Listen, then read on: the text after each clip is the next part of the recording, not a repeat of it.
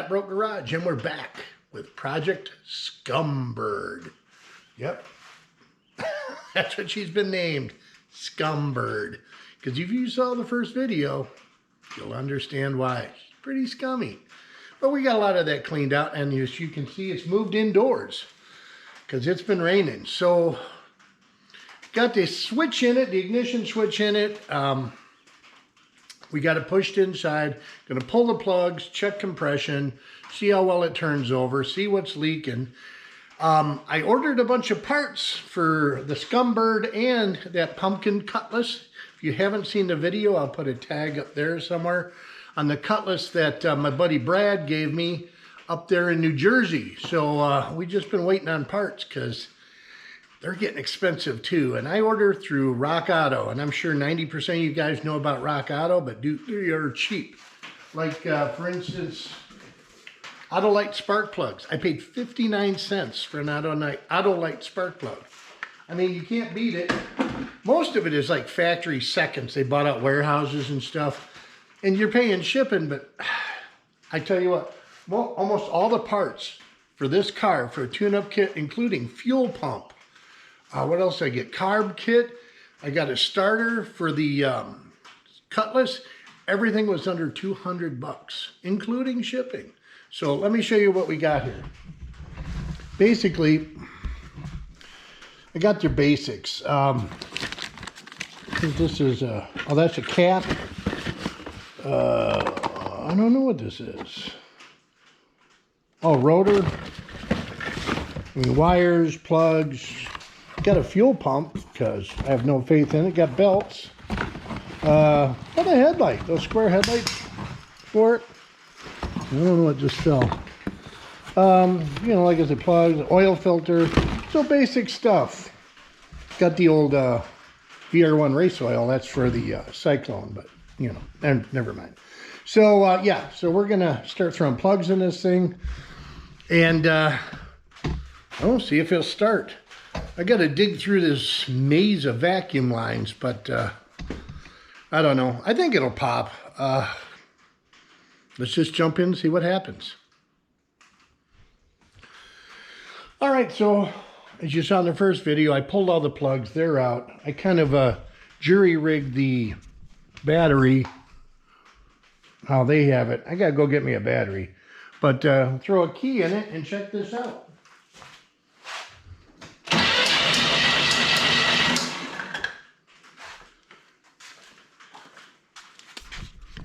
She spins right over. Hear that? The buzzer just worked. That's cool. Handy dandy vacuum gauge, or compression gauge on the engine here, and just see how healthy this thing really is.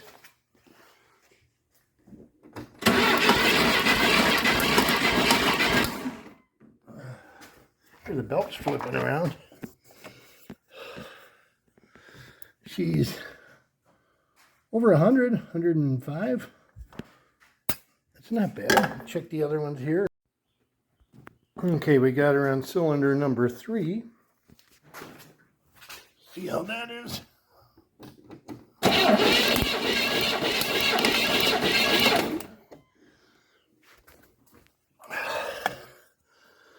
Well, just over 100, 110.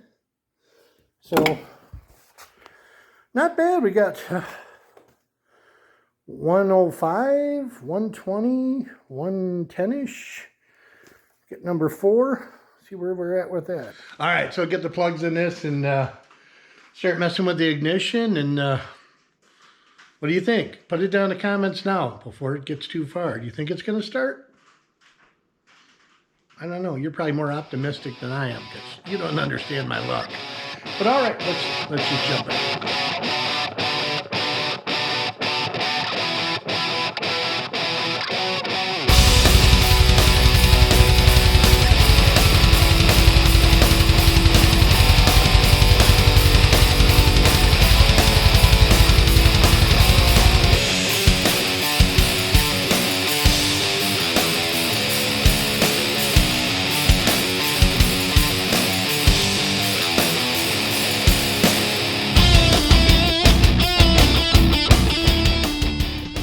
Alright guys, so the next thing we got to get to is the distributor.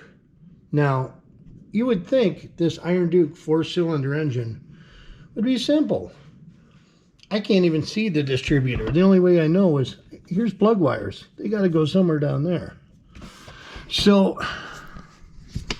little investigation. I don't know. I can see the cap, but I think we're going to just have to start removing stuff because you can't get to it from underneath. So, then pull the heater hoses, and that one heater hose goes right up over the top of it, it looks like. And then there's that other little vacuum doodad. I don't even know what that is. You guys know what these things are. Fill me in. See this thing here? I don't know what that is. But it's missing a vacuum line, so odds are it's not going to work anyways. So yeah, let's get pulling all this crap off. See if we can find a distributor under all that mess.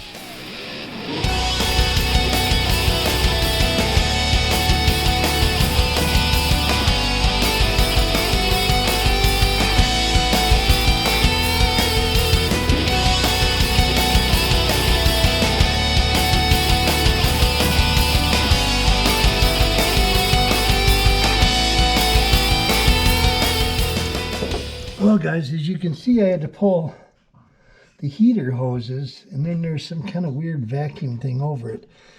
But there's the cap. I can see it, I just can't touch anything. And how am I going to get to those screws? But what I think I am going to do is I'm going to swap the wires, because the wires are rotted out. And this is an HEI ignition. They're kind of bulletproof. So I'm going to swap the wires, pour some gas in it, and see if it goes poof. And if it does, then I'll have that all new motivation to try and dig to that cap. Because, I mean, yeah, it's tight in there. And it's just like, it's a nest of razor blades. I mean, it's bad. I mean, everything in there wants to get you. So we're going to try and change the wires and see if we got any smoke. It would be cool. So let's see if we can get in and get that done.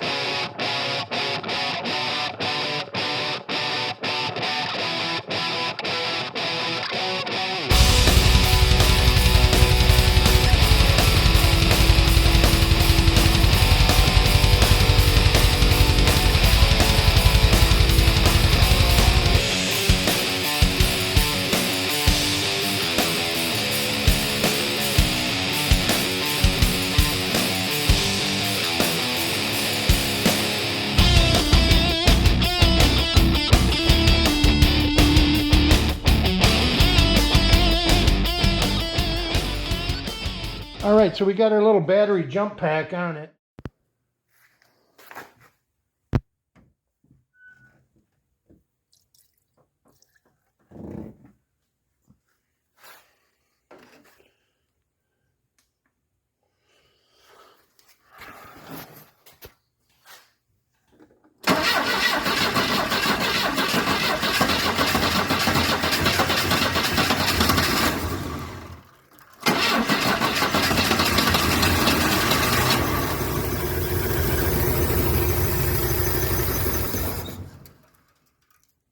For the win!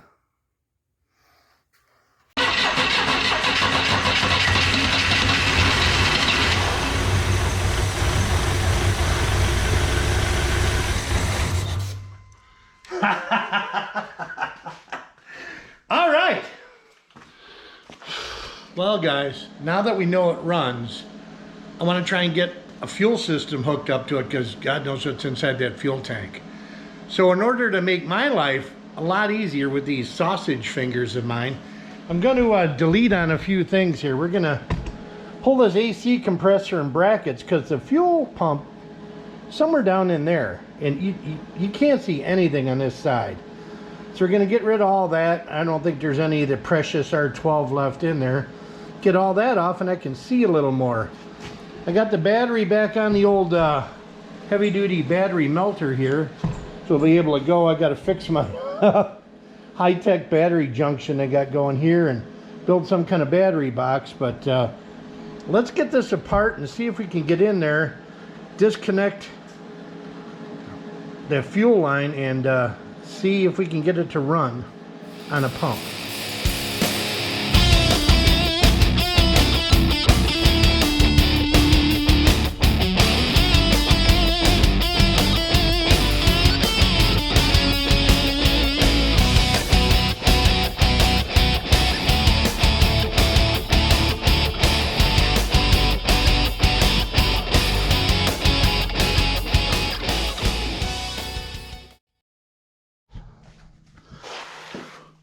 Well, guys, I got the compressor off. I got this monstrous bracket off that held the compressor, went along with the old 20 bolts that held the bracket on to expose the heater hose. I don't know if you guys can see that or not, but I can't believe that heater hose didn't blow. It's just got a huge divot in it. So you have to pull the AC apart just to change the lower radiator hose or heater hoses. But in order to get to the fuel pump, which is still way down there, I got to pull these heater hoses. I'm going to pull that hose off, pull this bracket off, because I ain't messing with air no more, and see if we can get to that fuel pump. I tell you, you guys think nowadays cars are complicated with the computers and such. I agree, and they're hard to get to, but I tell you what, back in 1979, they sure weren't making it any easier for you. I mean, it's just jagged in there. So let's get some more apart and see how far we can get. All right, well, got rid of all these brackets and a little bucket of bolts just to take the AC compressor off. You had to get all the heater hoses off, which were routed through that bracket right there. And now, do you see it? Ta-da! There's a fuel pump. I tell you what, it's still a pain to get to, but at least she's visual now, you know? Can I even kind of see the cap in there? So we're going to see if we can get the feed line cut, and I'll plumb another rubber line on, run it to electric fuel pump or just gravity feed, see if this pump works, and we'll see if we can get it to run and idle. But boy, I tell you, this is a battle. Holy crap, look at the vacuum lines. This is stupid. Did it really save the environment? I don't think so. I think they just sold vacuum lines. That's all they did, because this crap couldn't have worked. It's ridiculous. Look at this. Ugh. It's all coming off. All right, well, we've been struggling with getting the AC off, getting the heater hoses off, getting everything dug out so I could get down to the fuel pump. Got the old little short 2-inch rubber line dug off, and we got a boat tank hooked up to an electric fuel pump, which runs down to that fuel pump. We kind of primed it. I did hear fuel come up, so I think we got fuel up to the carb. Gonna hook up the battery, turn the key, and see if we got contact. I don't know. Now I got a million vacuum lines off. It may not start, but we'll see what happens.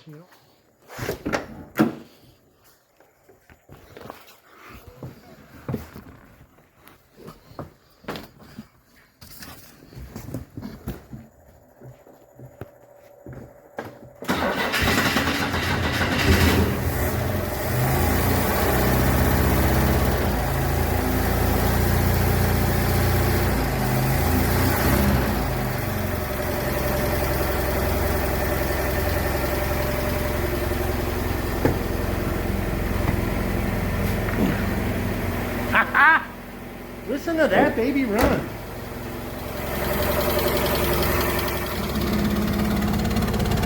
Doesn't even smoke. Doesn't even smoke, man.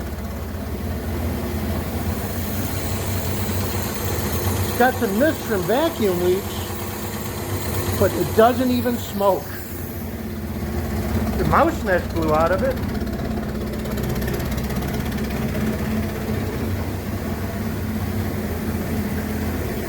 It runs really good, man. Ha ha!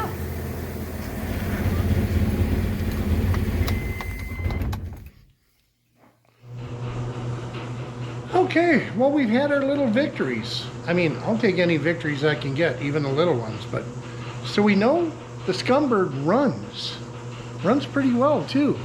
I had to kind of blow out the exhaust and take a look here. We had a massive mouse nest that came out of the exhaust, and that's the belts.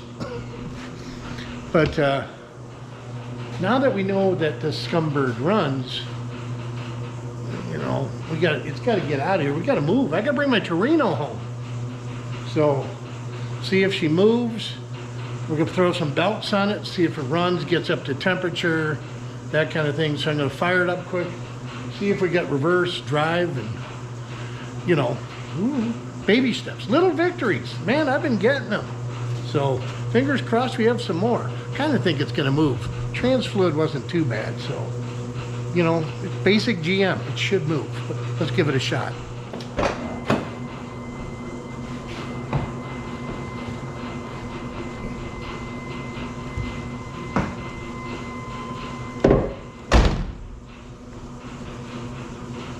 Will it start? It should.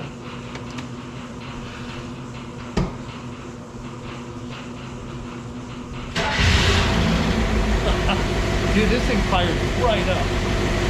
Now, I got like 0 brakes, so hopefully the parking brake works. We got reverse.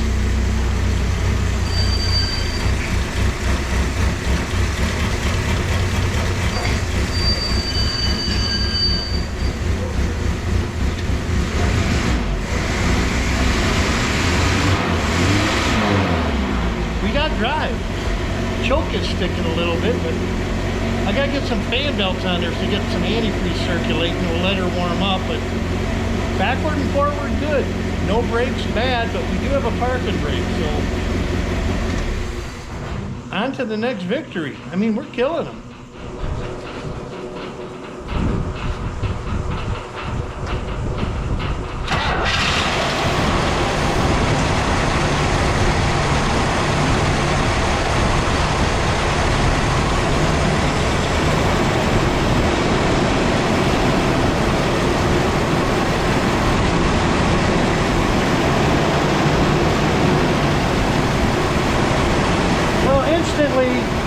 I don't know if you guys see it, but I don't know what's leaking. I don't know if the heater hose is leaking or the water pump instantly spraying, but we got major hemorrhage.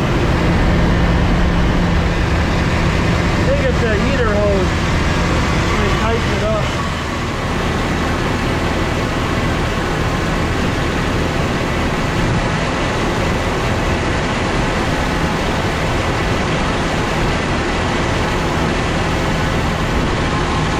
That seemed to help some.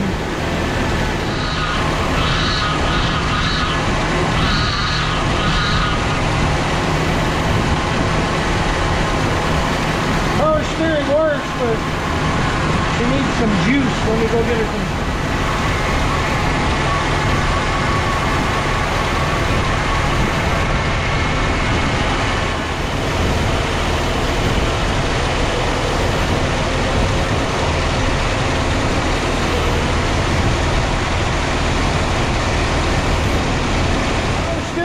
Now, just as low.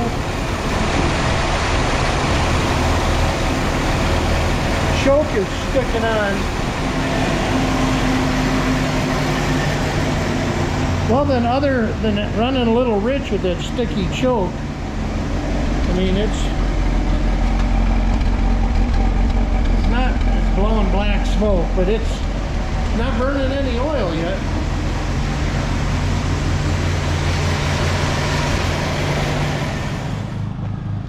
Hey guys, it's the next day. While off camera, I figured the Sunbird ran and the power steering worked. I'm going to kind of move it over a little bit. So I backed it up a little bit, moved it over, and I came out into the garage today, and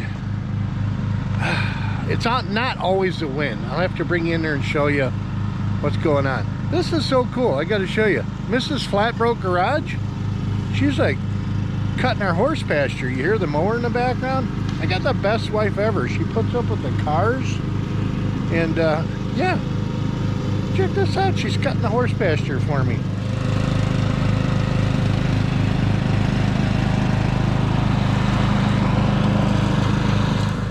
So I walked in the garage and this is what we find.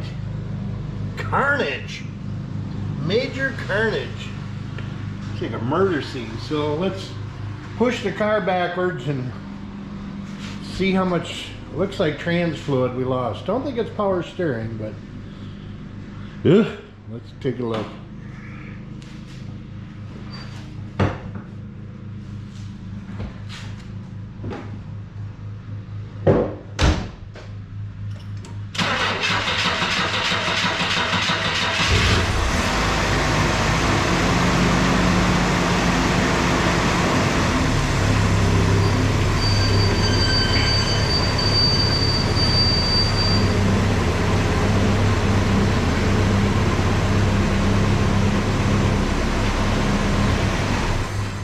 Mouse nest. Look at this.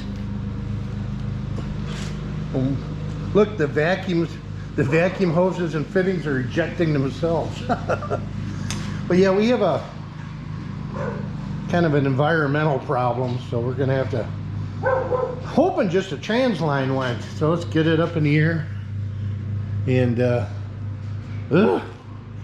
see what happened. All right, guys, well, we got the car up in the air. Do a little CSI work and see, is it just a rusted out trans line or is it a bad seal? Well, now that I got it up in the air, I think I've got a pretty fair guess why this car ended up in a junkyard. Let me bring you in and show you. It's kind of amazing. I can't believe the thing runs, but let me show you what we got going on. So the first time when I went to move it, I thought the brakes were locked. If you saw in the first video, the rear tires wouldn't move, they'd skid. So I thought the brakes were froze.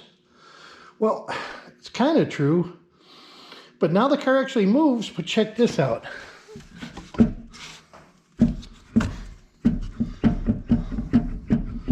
This is the back wheel. That's crazy. You come over here to this side. Here's this back wheel. This one's even worse. Can you believe this car actually moved? So there's one reason. I think the bearings might need a little grease or the axle's junk. But wait, there's more. So here's our trans leak. I was trying to figure out what caused it. Then I got under and looked and thought, well, maybe that huge smash in the pan might have something to do with it. So, yeah, I don't know. I think we have a car that had sudden deceleration syndrome because it hit something big.